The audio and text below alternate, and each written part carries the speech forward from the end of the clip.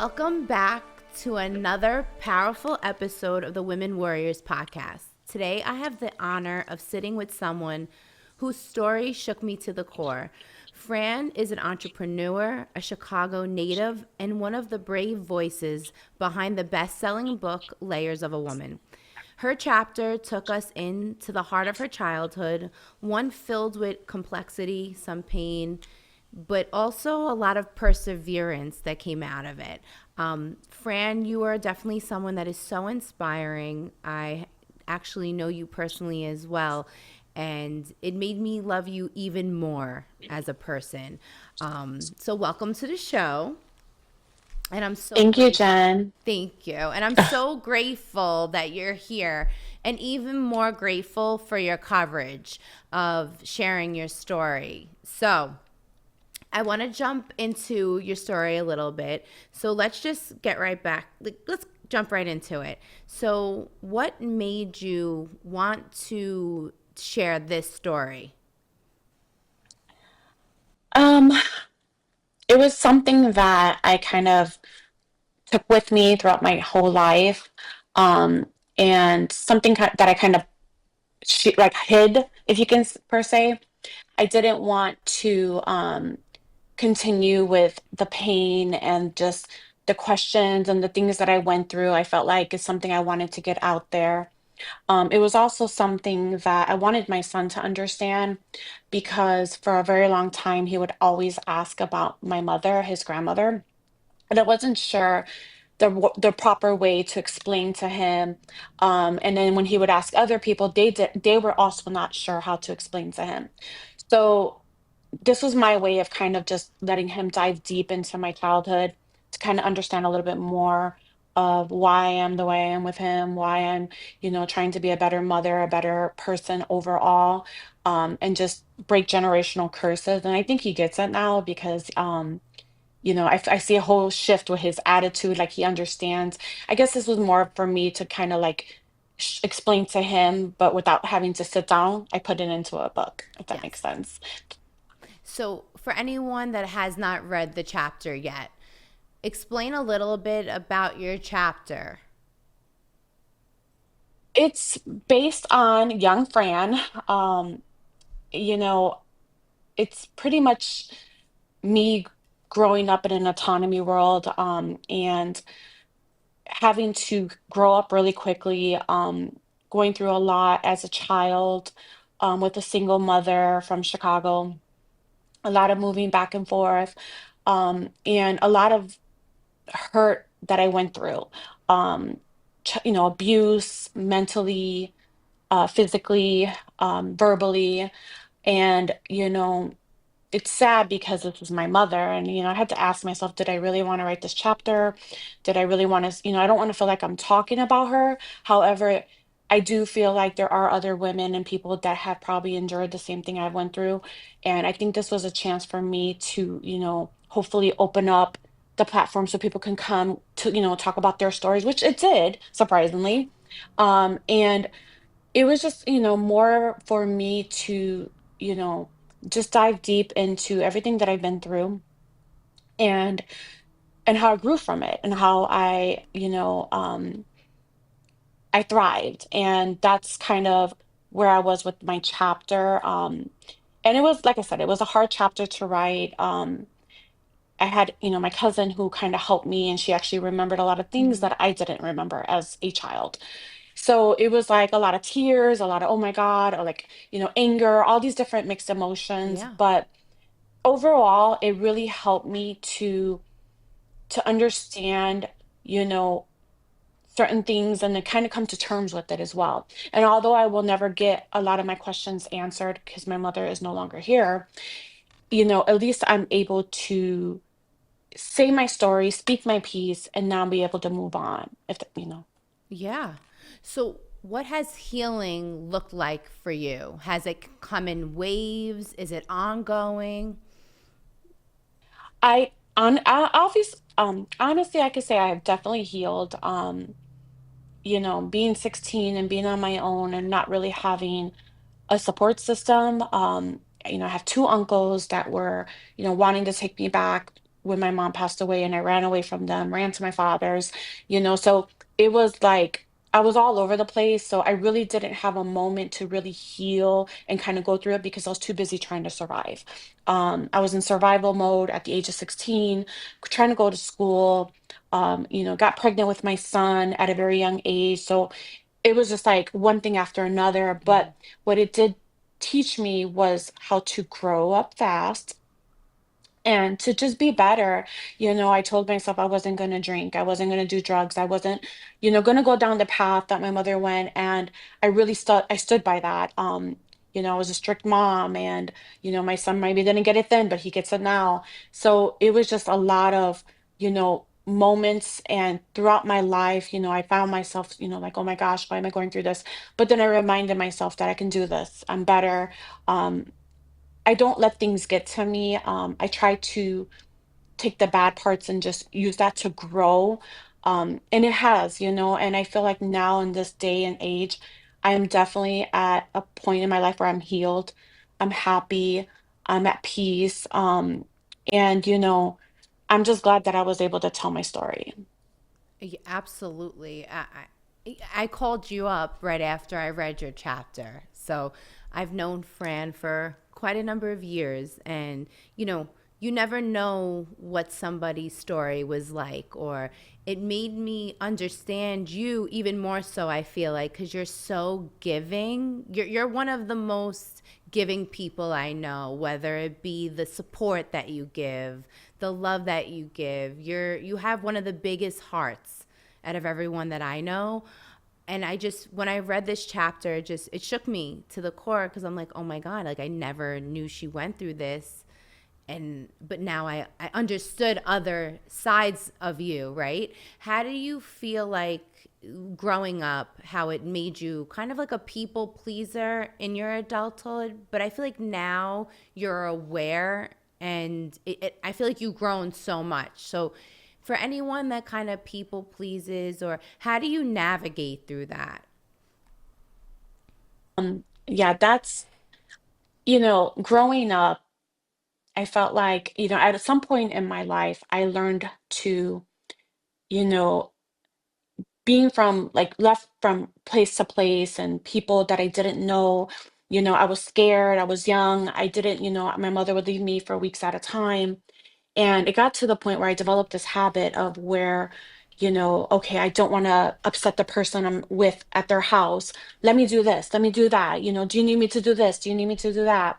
And it started to just kind of, continue with me throughout my life, where I was constantly always pouring into others while my cup was running dry. And I went through that my whole life. And even still to this day, I don't know if it's instilled in me, like I'm just a giving person, but I had to learn recently in my 40s that I need to stop. I found myself constantly going above and beyond for people, constantly, pouring into everyone else's cup, trying to be there, and it always blew up in my face. And I never understood why, but then it just dawned on me, not everybody has the heart like I have. Mm-hmm. Not everybody is like me. And what I had to learn was I don't change who I am, and I don't stop being the person that I am, the giving person, because I am very giving. That's just who I am. I just need to change who I give it to, who Yes. I pour into, because people that I love so much, that I've tried to pour into and build them up, have been the same ones to turn their back on me.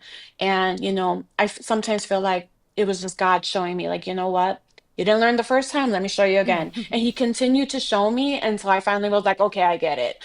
Now it's like I have to be selective on what I do for people, who I do it for, and keep it at a minimum, because people don't have no problem taking, and I got to stop giving, and at least stop giving to just everybody and anybody. Now I've learned to kind of like put my foot down, set boundaries, pretty much, just not being as giving as I used to be. So that, yeah, so Now in my, like I said, in my 40s, I've learned to now pour into me, pour into my cup, do for me. Everything that I've done for everybody else that I've gone out of my way for, now I'm doing it for me. My book signing, if I want to, everybody's like, why are you spending all that money? Because it's for me. Because you know what, now I need to pour into me, and I want to do things for me that's going to make me happy, and still continue to be there for those that are the closest to me. But now it's me, and it maybe call me selfish, but I need to be. I've always, always walked around with this huge heart and this giving, mentality. And it hurts because it blew up in my face so many times. Hmm. Now I need to just pour into me. Yeah. And you know what? There's nothing wrong with being selfish with ourselves.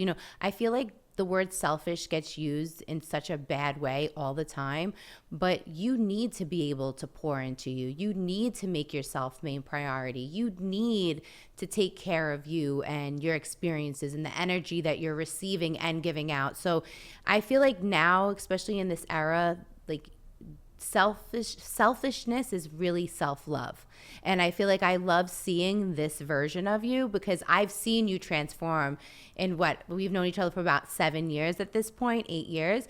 So to see right now where you are is it's very admiring, and I'm just so proud of you, and I love to see this chapter for you. So now let's say somebody that's reading a book that doesn't know you at all, what would be one message that you would hope that they would get from reading your chapter? Your childhood.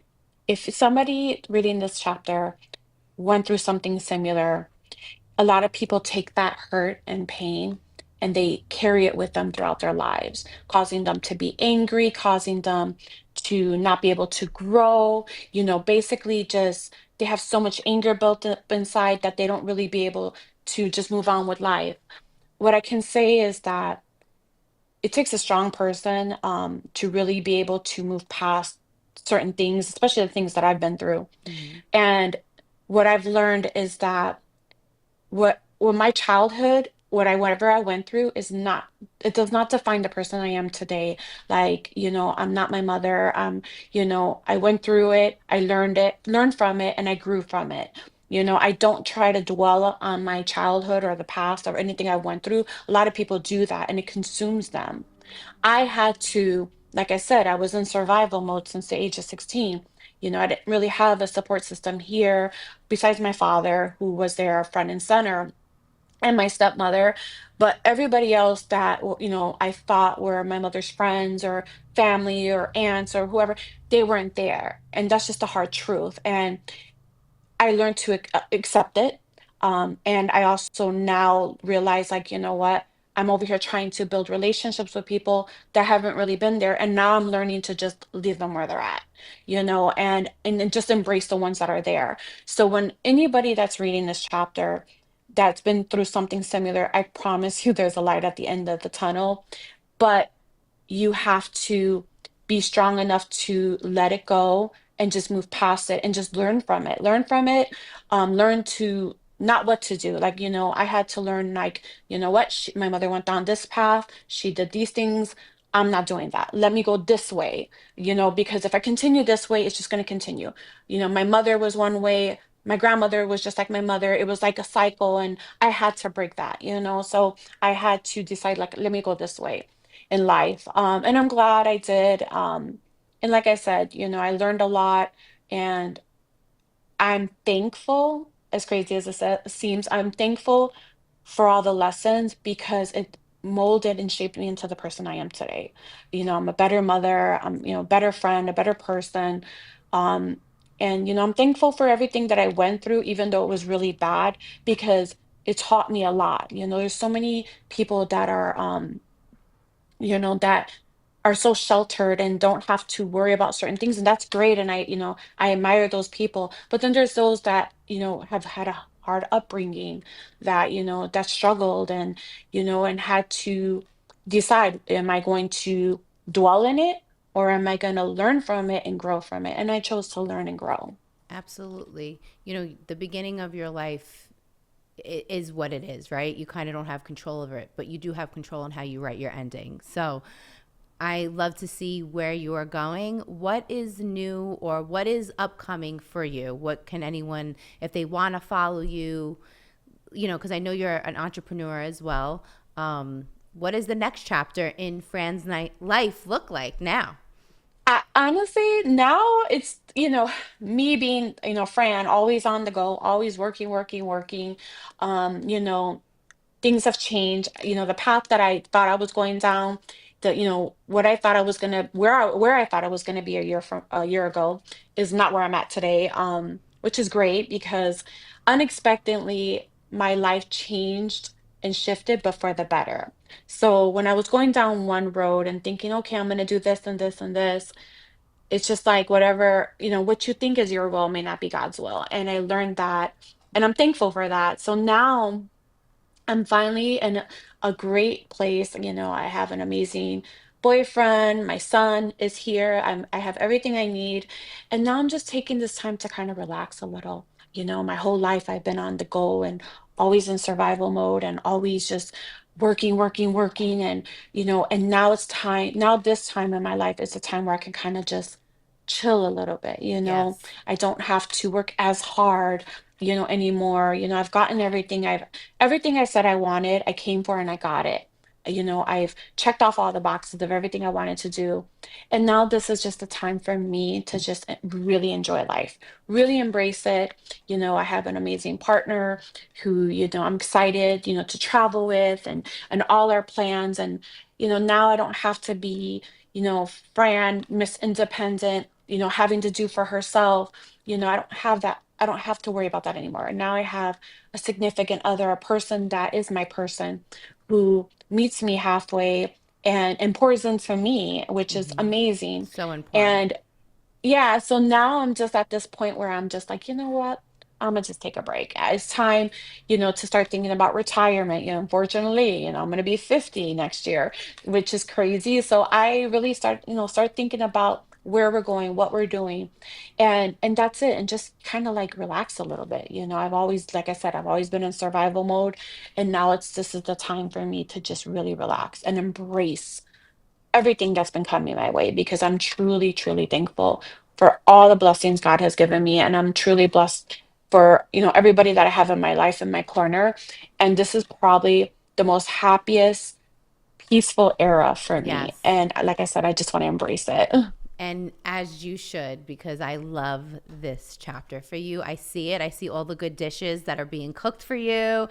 I love that, Fran. It's your time now to be spoiled. It's your time. Like it's your soft girl era. And soft is a good word because every woman, I feel like as a woman, and I say this because me and you can have this conversation, right? I feel like every woman, when we are loved the right way, when we are loved by the right person, we're different. We move different. We walk different. We come in a room different. And I have to, this is your era. Like, this is all that I see for you. Like, I am just so happy for where you are. And I'm so grateful and honored that you've been a part of the layers of a woman because one, I didn't know you were going to share this story, but I'm so proud of you that you did because one, it's not easy. And I feel like also maybe people that also known you like your whole life, like, wow, like I never knew this.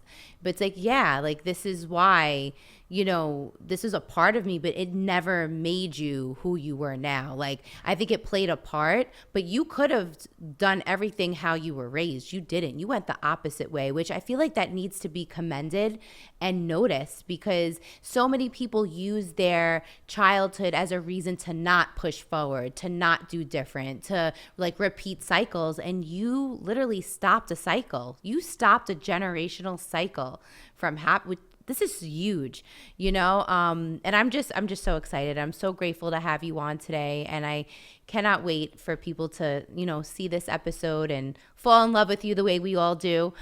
So what I ask everyone that comes on here is obviously we know why she's a woman warrior, so I can't even ask that. So you already took away my last question. But where can people find you? Where can they follow you? All the things. R- Right now, the only really platform that I'm using, social media is Instagram. My Facebook is, for family, and I'm barely on it. But you can find me on Instagram. My Instagram is unapologetic_Fran. Um, and yeah, so that's pretty much where I have, where as far as like social media. Yeah. Well, thank you so much, Fran, for joining today. I am again honored. I'm grateful to call you a friend, also a co author. So, guys, make sure to reach out. If you need any questions, hit up Fran on social media. If you are in Chicago, she knows all the good places to eat. I'm not trying to get her bombarded. She does have a boyfriend and she is in love. But she knows all the things. But Fran, your story is a reminder that no matter how our beginnings do start, we get to rewrite our ending. So you are living proof that you can rise from anything that you kind of didn't have your hand in navigating, but you have your purpose and you're living in your purpose. For every woman that is listening to now, or has listened to your story, has read your chapter, just know that your story is not over. Fran, thank you so much for your transparency, your strength, and your voice. This is what Women Warriors is all about, and I cannot wait to see your next chapter and all that's coming your way. So thank you again. Thank you. All right. Thank you, Jen. You're welcome.